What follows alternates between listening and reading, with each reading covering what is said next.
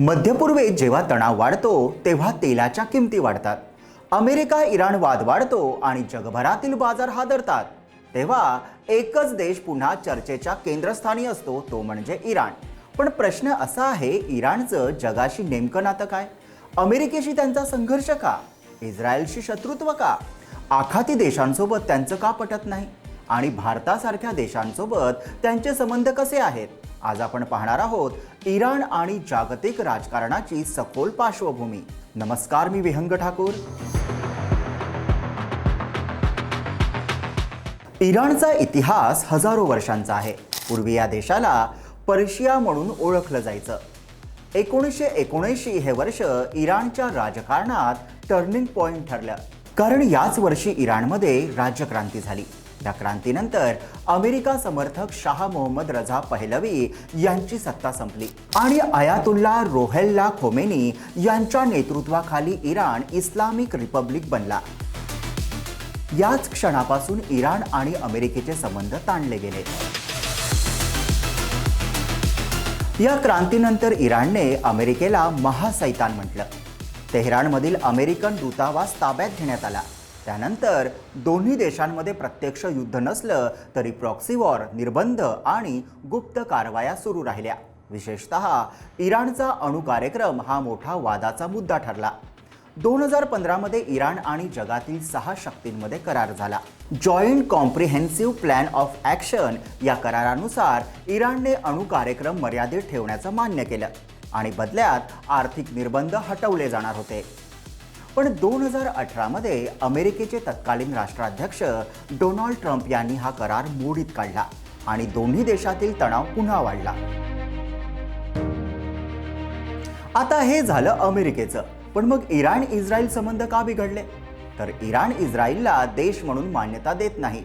इस्रायलला नष्ट करण्याची घोषणा ते करतात. तर दुसरीकडे इस्रायलला भीती आहे की इराण अण्वस्त्र तयार करतंय. इस्रायलने अनेक वेळा इराणच्या अणुप्रकल्पांवर सायबर हल्ले केले असल्याचा आरोप आहे. या संघर्षामुळे संपूर्ण मध्यपूर्व तणावात असतो. मध्यपूर्वेतील राजकारण फक्त सत्ता आणि सीमांपुरतं मर्यादित नाही. ते खोलवर एका धर्माच्या 2 पंथांच्या ओळखीशी जोडलं गेलंय. इराण हा जगातील सर्वात मोठा शिया मुस्लिम देश मानला जातो, तर सौदी अरेबिया हा सुन्नी मुस्लिम जगाचा प्रभावशाली नेता मानला जातो. या 2 पंथांमधील मतभेद इस्लामच्या सुरुवातीच्या काळापासून आहेत. मात्र आधुनिक काळात हा धार्मिक फरक राजकीय वर्चस्वाच्या संघर्षात बदललाय. इराण स्वतःला शिया समुदायाचा संरक्षक समजतो, तर सौदी अरेबिया सुन्नी जगाचं नेतृत्व करण्याचा प्रयत्न करतो. यामुळेच मध्यपूर्वेतील अनेक देशांमध्ये दोन्ही राष्ट्रांचा अप्रत्यक्ष संघर्ष दिसून येतो. उदाहरणार्थ, येमनमध्ये इराणवर हुती बंडखोरांना पाठिंबा दिल्याचा आरोप, तर सौदी अरेबिया येमन सरकारच्या बाजूने लष्करी कारवाई करते. सिरियामध्ये इराणने बशर अल असद सरकारला पाठिंबा दिला होता, तर सौदी अरेबियाने विरोधी गटांचं समर्थन केलं होतं. इराकमध्ये शिया सुन्नी राजकारणामुळे इराणचा प्रभाव वाढला, ज्यामुळे सौदी अरेबिया सतर्क आहे. या सगळ्या ठिकाणी थेट इराण आणि सौदी अरेबिया युद्ध करत नाही, पण ते स्थानिक गटांना आर्थिक, लष्करी किंवा राजकीय पाठिंबा देतात. यालाच आपण प्रॉक्सी वॉर म्हणतो. म्हणजे समोरासमोर युद्ध नाही, पण इतर गटांच्या माध्यमातून सत्ता संघर्ष. या शिया सुन्नी समीकरणामुळे मध्यपूर्व कायम अस्थिर राहतं आणि जोपर्यंत हा वर्चस्वाचा संघर्ष संपत नाही, तोपर्यंत या भागात शांतता पूर्णपणे प्रस्थापित होणं कठीणच मानलं जातं. पश्चिमेकडून कठोर आर्थिक निर्बंध लागू झाल्यानंतर इराणने आपल्या धोरणात्मक कल रशिया आणि चीनकडे वळवला. या दोन्ही देशांनी इराणला आर्थिक, ऊर्जा आणि काही प्रमाणात लष्करी सहकार्य दिलं. विशेषतः युक्रेन युद्धानंतर रशियाला ड्रोन पुरवल्याचा आरोप इराणवर झाला, ज्यामुळे दोघांमधील सामरिक जवळीक अधिक स्पष्ट झाली. चीनसोबत इराणने 25 वर्षांचा दीर्घकालीन धोरणात्मक आणि गुंतवणूक करार केलाय, ज्यामध्ये ऊर्जा, पायाभूत सुविधा आणि व्यापारावर भर आहे. चीन इराणकडून मोठ्या प्रमाणात तेल खरेदी करत असल्याचं मानलं जातं. मात्र अलीकडील हल्ल्याच्या पार्श्वभूमीवर पाहिलं तर रशिया आणि चीन यांनी इराणच्या बाजूने तीव्र शब्दात निषेध नोंदवलाय. पण थेट लष्करी मदत किंवा प्रत्यक्ष हस्तक्षेप करण्यापासून दोन्ही देश सध्या तरी दूरच आहेत. इराण तुर्की संबंध समजून घेताना सौदी अरेबिया आणि तुर्की यांच्यातील प्रादेशिक चढाओढ ही महत्त्वाची ठरते. मध्यपूर्वेत सुन्नी जगाचं नेतृत्व कोण करणार हा एक अदृश्य संघर्ष दोघांमध्ये दिसतो. अरब जगतात सौदी अरेबिया पारंपरिक धार्मिक आणि आर्थिक शक्ती मानला जातो, तर तुर्की स्वतःला राजकीय आणि ऐतिहासिक प्रभावाच्या आधारे मोठा खेळाडू म्हणून उभं करण्याचा प्रयत्न करतोय. त्यामुळे काही प्रसंगी तुर्की सौदी प्रभावाला संतुलित करण्यासाठी इराणसोबत संवाद आणि सहकार्य राखताना दिसतो. म्हणजेच इथे पंथांपेक्षा प्रादेशिक वर्चस्वाची स्पर्धा हे मोठं कारण ठरतं.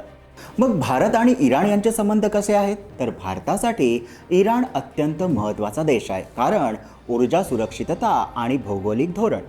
भारताने इराणमध्ये चाबहार पोर्ट या बंदरात गुंतवणूक केली आहे. हे बंदर भारतासाठी अफगाणिस्तान आणि मध्य आशियाकडे जाण्याचा मार्ग उघडते, कारण पाकिस्तानला वळसा घालून या मार्गाने भारत व्यापार करतो. अमेरिकेच्या निर्बंधांमुळे भारत इराण तेल व्यापारावर परिणाम झाला, पण दोन्ही देशांचे धोरणात्मक संबंध कायम राहिले. पण सध्याच्या संघर्षाच्या पार्श्वभूमीवर भारत संतुलित भूमिका घेतो, ना पूर्णपणे इराणच्या बाजूने ना पूर्णपणे पश्चिमी देशांच्या बाजूने. भारताची भूमिका स्पष्ट आहे: रणनीतिक हितसंबंध जपणे आणि मध्यपूर्वेत स्थैर्य राखण्याची मागणी करणे. मग पाकिस्तान आणि इराणचे संबंध कसे आहेत? तर इराण पाकिस्तानची सीमा एकत्र मिळते, त्यामुळे इराण आणि पाकिस्तान यांचे संबंध हे सहकार्य आणि तणाव यांचा मिलाप आहेत. सीमावाद आणि दहशतवादी हालचालींमुळे कधी तणाव वाढतो, तर ऊर्जा आणि व्यापारामुळे संवादही सुरू राहतो. पाकिस्तानचे सौदी अरेबियासोबतचे जवळचे संबंधही या समीकरणावर परिणाम करतात. म्हणूनच इराण पाकिस्तान नातं हे पूर्ण मैत्रीचं नाही, पण शत्रुत्वाचंही नाही, तर संतुलनाचं आहे. जगातील सुमारे 20% तेल स्ट्रेट ऑफ हॉर्म्यूज या अरुंद सामुद्रधुनीतून जातं. ही सामुद्रधुनी इराणच्या नियंत्रणाखालील भागाजवळ आहे. जर इराणने ती बंद करण्याची धमकी दिली तर संपूर्ण जगातील तेल बाजार हादरतो. म्हणूनच इराण जागतिक अर्थव्यवस्थेसाठी अत्यंत महत्त्वाचा आहे. इराणचे सर्वोच्च नेते अयातुल्ला अली खामेनी यांच्या मृत्यूनंतर इस्रायल आणि अमेरिका अधिक आक्रमक झाल्याचं दिसतंय. तेहरानमधील महत्त्वाची कार्यालये आणि संवेदनशील ठिकाणांना इस्रायल व अमेरिकेनं लक्ष्य केलंय.